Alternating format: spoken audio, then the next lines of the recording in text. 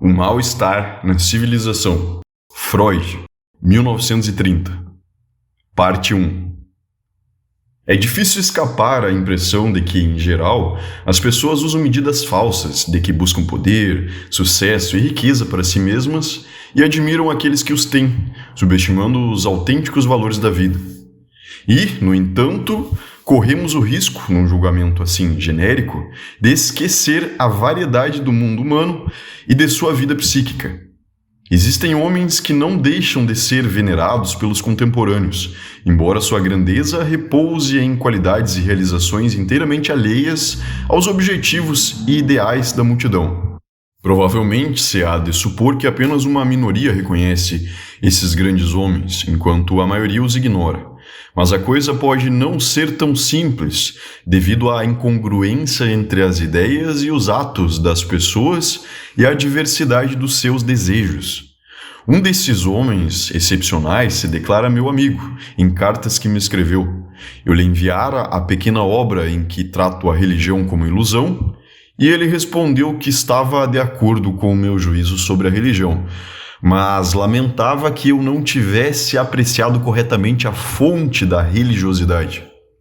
Esta seria um sentimento peculiar, que a ele próprio jamais abandona, que ele viu confirmado por muitas pessoas e pôde supor existente em milhões de outras. Um sentimento que ele gostaria de denominar sensação de eternidade, um sentimento de algo ilimitado, sem barreiras, como que oceânico. Seria um fato puramente subjetivo, não um artigo de fé. Não traz qualquer garantia de sobrevida pessoal, mas seria a fonte da energia religiosa de que as diferentes igrejas e sistemas de religião se apoderam, conduzem por determinados canais e também dissipam, sem dúvida. Com base apenas nesse sentimento oceânico, alguém poderia considerar-se religioso, ainda que rejeitasse toda fé e toda ilusão.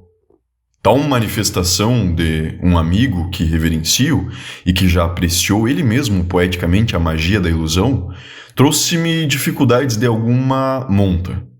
Eu próprio não consigo divisar em mim esse sentimento oceânico. Não é fácil trabalhar cientificamente os sentimentos. Pode-se tentar descrever os seus sinais fisiológicos. Quando isso não ocorre, e receio que também o sentimento oceânico se furte a uma caracterização assim, nada resta senão ater-se ao conteúdo ideativo que primeiro se junta associativamente ao sentimento. Se compreendi bem o meu amigo, ele quer dizer o mesmo que um dramaturgo original e um tanto excêntrico, ao brindar com este consolo o herói que vai se matar. Para fora deste mundo não podemos cair. Um sentimento de vinculação indissolúvel, de comunhão com todo o mundo exterior. Devo dizer que para mim isso tem antes o caráter de uma percepção intelectual, certamente com uma tonalidade afetiva, mas, tal como ela, não faltaria em outros atos de pensamento de envergadura semelhante. Por experiência própria, não pude me convencer da natureza primária de tal sentimento, mas isso não me autoriza a questionar sua ocorrência em outros. Perguntamos apenas se ela é interpretada de modo correto e se deve ser admitida como fonte e origem de todas as necessidades religiosas. Nada tenho a apresentar que possa influir decisivamente na solução desse problema. A ideia de que o homem adquire noção de seu vínculo com o mundo por um sentimento imediato, desde o início orientado para isso, é tão estranha, ajusta-se tão mal à trama de nossa psicologia, que podemos tentar uma explicação psicanalítica, isto é, genética, para esse sentimento. A seguinte linha de pensamento se oferece. Normalmente, nada nos é mais seguro do que o sentimento de nós mesmos, de nosso eu. Este eu nos aparece como autônomo, unitário, bem demarcado de tudo mais. Que esta aparência é enganosa, que o eu, na verdade, se prolonga para dentro, sem fronteira nítida, numa entidade psíquica inconsciente a que dominamos id, a qual ele serve como uma espécie de fachada, isto aprendemos somente com a pesquisa psicanalítica, que ainda nos deve informar muita coisa sobre a relação entre o eu e o id. Mas, ao menos para fora, o eu parece manter limites claros e precisos. Só é diferente num estado, por certo extraordinário, mas que não pode ser condenado como patológico. No auge do enamoramento, a fronteira entre o eu e o objeto ameaça desaparecer. Contrariando o testemunho dos sentidos, o enamorado afirma que eu e tu são um, e está preparado para agir como se assim fosse. Algo que pode ser temporariamente abolido por uma função fisiológica também poderá ser transtornado por processos mórbidos. A patologia nos apresenta um grande número de estados em que a delimitação do eu ante o mundo externo se torna problemática, ou os limites são traçados incorretamente. Casos em que partes do próprio corpo e componentes da própria vida psíquica, percepções, pensamentos, afetos, nos surgem como alheios e não pertencentes ao eu. Outros em que se atribui ao mundo externo o que evidentemente surgiu no eu e deveria ser reconhecido por ele. Logo, também o sentimento do eu está sujeito a transtornos e as fronteiras do eu não são permanentes. Prosseguindo na reflexão, vemos que esse sentimento do eu que tem o adulto não pode ter sido o mesmo desde o princípio. Deve ter passado por uma evolução que compreensivelmente não pode ser demonstrada, mas que podemos construir com certo grau de probabilidade. O bebê lactante ainda não separa seu eu de um mundo exterior, como fonte das sensações que lhe sobrevêm. Aprende a fazê-lo aos poucos, em resposta a estímulos diversos. Deve impressioná-lo muito que várias das fontes de excitação, em que depois reconhecerá órgãos de seu corpo, possam enviar-lhe sensações a qualquer momento, enquanto outras, entre elas a mais desejada, o peito materno, furtam-se temporariamente a ele e são trazidas apenas por um grito requisitando ajuda. É assim que ao eu se contrapõe inicialmente um objeto, como algo que se acha fora e somente através de uma ação particular é obrigado a aparecer. Um outro incentivo para que o eu se desprenda da massa de sensações, para que reconheçam fora, o mundo exterior, é dado pelas frequentes, variadas, inevitáveis sensações de dor e desprazer que, em sua ilimitada vigência, o princípio do prazer busca eliminar e evitar. Surge a tendência a isolar o eu, tudo o que pode se tornar fonte de tal desprazer, a jogar isso para fora, formando um puro eu de prazer, ao qual se opõe um desconhecido, ameaçador, fora. As fronteiras deste primitivo eu de prazer não podem escapar à retificação mediante a experiência. Algumas coisas a que não se gostaria de renunciar, por darem prazer, não são eu, são objeto, e alguns tormentos que se pretende expulsar revelam-se como inseparáveis do eu, de procedência interna. Chega-se ao procedimento que permite, pela orientação intencional da atividade dos sentidos e ação muscular apropriada, distinguir entre o que é interior, pertencente ao eu, e o que é exterior, oriundo de um mundo externo.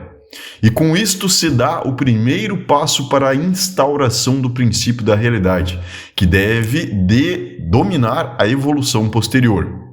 Essa distinção serve, naturalmente, à intenção prática de defender-se das sensações de desprazer percebidas ou das que ameaçam.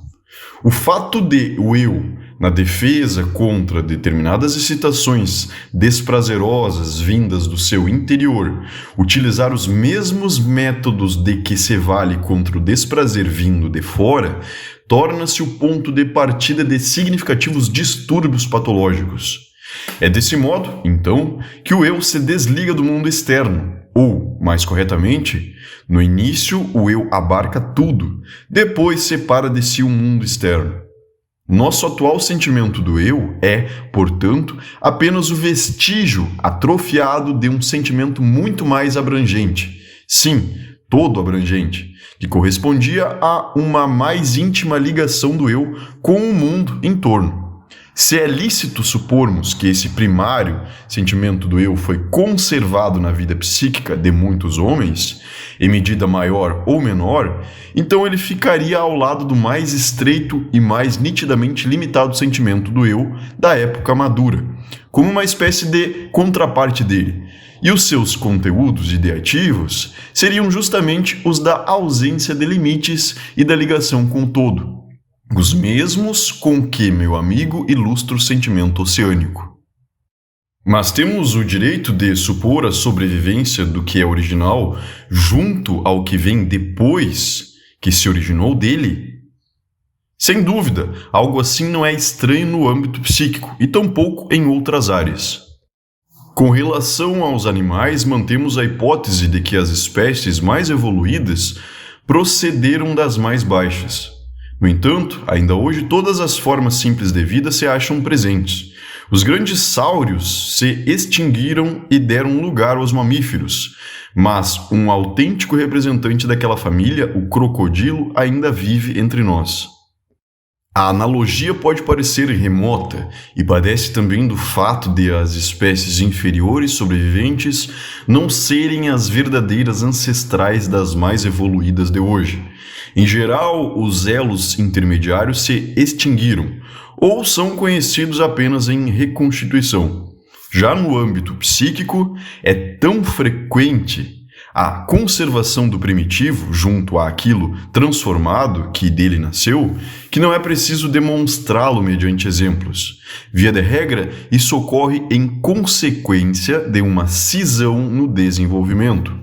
Parte de uma atitude, de um impulso instintual, permaneceu inalterada, enquanto outra continuou se desenvolvendo. Com isso, tocamos no problema mais geral da conservação no psíquico, que quase não foi trabalhado, mas é tão importante e atraente que nos é permitido lhe conceder um momento de atenção, embora a ocasião não pareça justificá-lo. Desde que superamos o erro de achar que nosso habitual esquecimento significa uma destruição do traço mnemônico, tendemos à suposição contrária de que na vida psíquica nada que, uma vez se formou, pode acabar, de que tudo é preservado de alguma maneira e pode ser trazido novamente à luz em circunstâncias adequadas, mediante uma regressão de largo alcance, por exemplo. Vamos tentar aprender o que esta suposição envolve por meio de um símile de outra área. Tomemos como exemplo a evolução da cidade eterna. Os historiadores ensinam que a mais antiga Roma foi a Roma Quadrata, um povoamento rodeado de cerca no Monte Palatino. Seguiu-se então a fase do Septimontium, uma federação das colônias sobre os respectivos montes. Depois, a cidade que foi cercada pelo muro de Sérvio Túlio. E ainda mais tarde, após todas as transformações do tempo da República e dos primeiros Césares, a cidade que o imperador Aureliano encerrou com seus muros. Não acompanharemos mais as mudanças sofridas pela cidade.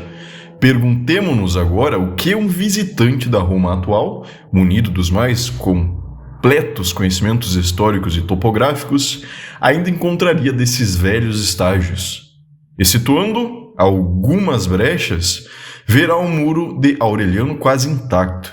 Em certos lugares achará trechos do muro sérvio, trazidos à luz por escavações.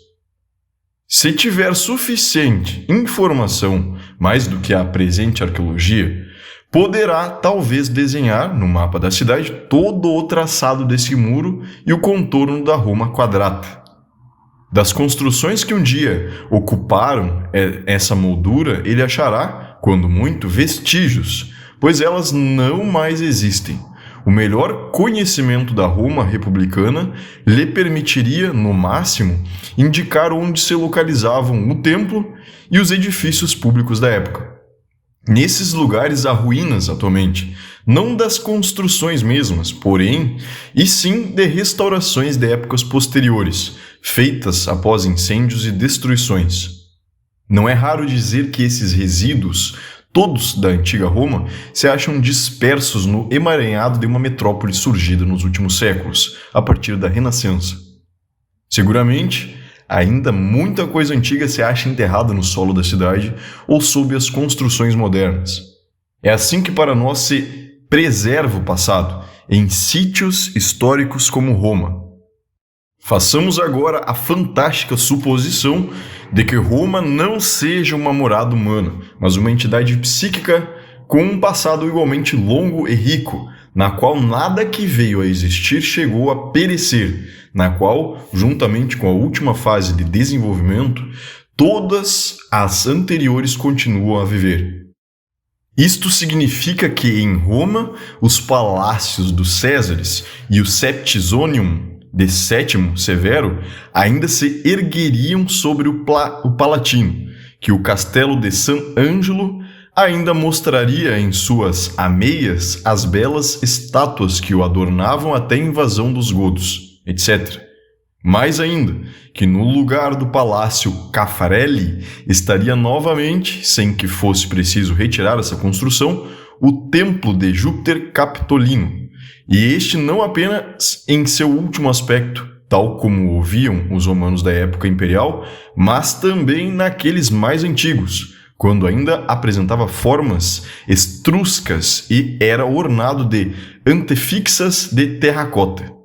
Onde agora está o Coliseu, poderíamos admirar também a desaparecida Domus Aurea de Nero.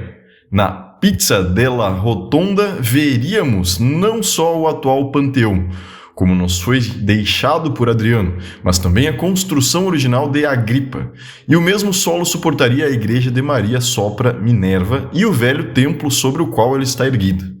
Nisso, bastaria talvez que o observador mudasse apenas a direção do olhar ou a posição para obter uma ou outra dessas visões. Evidentemente, não há sentido em continuar tecendo essa fantasia que leva ao inimaginável, ao absurdo mesmo. Quando queremos representar espacialmente o suceder histórico, isso pode se dar apenas com a justa posição no espaço. O mesmo espaço não admite ser preenchido duas vezes. Nossa tentativa parece uma brincadeira ociosa. Ela tem uma justificação apenas: mostrar-nos como estamos longe de dominar as peculiaridades da vida psíquica por meio da representação visual. Há uma objeção que devemos ainda levar em conta. Pode nos ser questionado por que escolhemos justamente o passado de uma cidade para fazer a comparação com o passado psíquico. Também para a vida psíquica, a hipótese da conservação de tudo o que passou vale apenas na condição de que o órgão da psique tenha permanecido intacto, de que os seus tecidos não tenham sido afetados por trauma ou inflamação. Mas interferências destruidoras que poderíamos equiparar a essas causas de doença não faltam na história de nenhuma cidade, mesmo se ela teve um passado menos agitado que Roma, mesmo se ela, como Londres, jamais foi devastada por um inimigo. Ainda a evolução mais pacífica de uma cidade implica demolições e substituições de prédios, o que em princípio a torna inadequada para essa comparação com um organismo psíquico. Nós nos rendemos a essa objeção e, renunciando a um formidável contraste, voltamo-nos para um objeto de comparação que em todo caso é mais afim, o corpo humano ou animal. Mas também aí deparamos com a mesma dificuldade. As faces anteriores do desenvolvimento não são conservadas em nenhum sentido. Desfazem-se nas posteriores, as quais forneceram o material. Não se pode ver o embrião no adulto. A glândula do timo, que a criança possui, é substituída por tecido conjuntivo após a puberdade, deixando ela mesma de existir. No osso largo do homem adulto, podemos desenhar o contorno do osso infantil, mas este desapareceu ao se estirar e adensar até atingir sua forma final.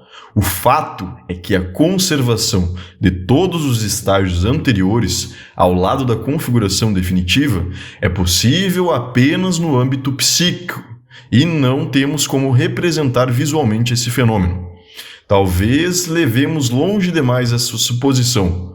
Talvez devêssemos nos contentar em afirmar que o que passou pode ficar conservado na vida psíquica. Não tem necessariamente que ser destruído. De toda maneira, é possível que também na psique elementos antigos sejam apagados ou consumidos, via de regra ou excepcionalmente, a tal ponto que não mais possam ser reanimados e restabelecidos, ou que em geral a conservação dependa de certas condições favoráveis. É possível, mas nada sabemos a respeito. Podemos tão só nos ater ao fato de que a conservação do passado na vida psíquica é antes a regra do que a surpreendente exceção. Se estivermos assim dispostos a reconhecer que em muitos homens há um sentimento oceânico e inclinados a fazê-lo remontar a uma fase primitiva do sentimento do eu, surge uma nova questão. Que direito tem esse sentimento de ser visto como a fonte das necessidades religiosas? Para mim, esse direito não é seguro.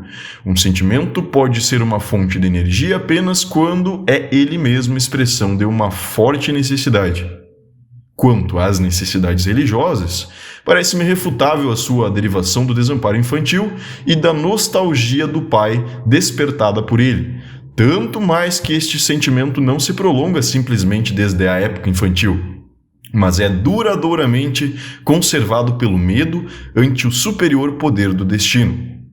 Eu não saberia indicar uma necessidade vinda da infância que seja tão forte quanto a de proteção paterna.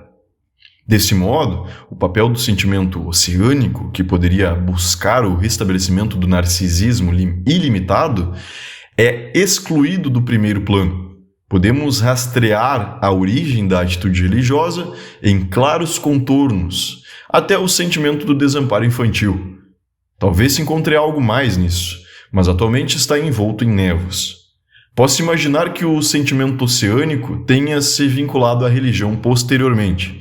Este ser um com o universo, que é o seu conteúdo ideativo, apresenta-se-nos como uma tentativa inicial de consolação religiosa, como um outro caminho para negar o perigo que o eu percebe a ameaçá-lo do mundo exterior.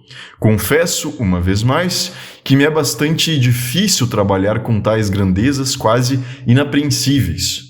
Um outro amigo, ao qual um insaciável afã de saber impeliu às mais incomuns experiências, terminando por transformá-lo num sabe-tudo, assegurou-me que nas práticas da yoga, com o afastar-se do mundo exterior, o fixar a atenção nas funções do corpo, com métodos especiais de respiração, pode-se realmente despertar em si novas sensações e sentimentos de universalidade, que ele apreende como regressões a estados arcaicos da vida psíquica há muito tempo cobertos. Enxerga neles um fundamento fisiológico, por assim dizer, de muitas sabedorias da mística. Nesse ponto se ofereceriam nexos com obscuras modificações da vida psíquica, como o transe e o êxtase.